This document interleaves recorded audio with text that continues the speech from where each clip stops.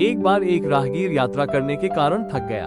एकाएक उसकी दृष्टि सामने एक आश्रम पर जाकर ठहर गई। वो संत सुकरात का आश्रम था। पथिक सोचने लगा, यदि यहाँ कुछ दिन ठहरने का अवसर मिल जाए तो कितना अच्छा हो।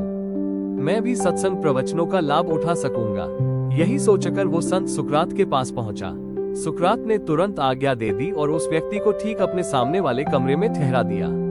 एक दिन राहगीर अपने कमरे से निकला तो क्या देखा? सुकरात अपने कमरे में आईना देख रहे थे। राहगीर बिना किसी प्रतिक्रिया के आगे बढ़ गया, पर दोबारा तिबारा राहगीर ने फिर से वही घटना देखी।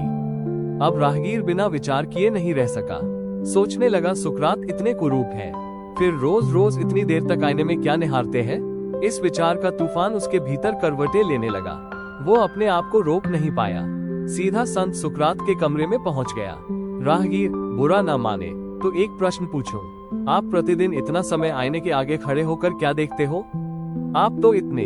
सुकरात, हाँ, मैं कुरूप हूँ, बदसूरत हूँ, लेकिन मैं प्रतिदिन इसलिए आईना देखता हूँ ताकि मुझे अपनी कुरूपता का ध्यान रहे। राहगीर, आप अपनी कुरूपता का स्मरण क्यों रखना चाहते हो? क्या अपनी रूपहीनता देखकर आपके भीतर हीनता पैदा नहीं होती?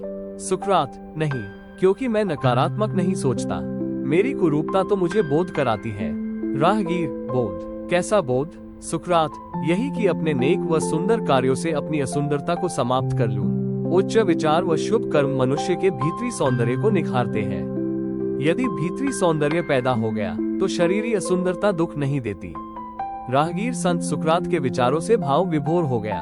चरणों में गिरकर प्रणाम किया, उठा और मुड़कर कमरे से बाहर जाने लगा। संत सुकरात का तुरंत स्वर उभरा, सुनो वत्स, तुम भी दर्पण देखा करो। राहगीर धीमी आवाज में बोला, जी। सुकरात, जानना चाहोगे क्यों? क्योंकि तुम अत्यंत रूपवान हो, बहुत सुंदर हो।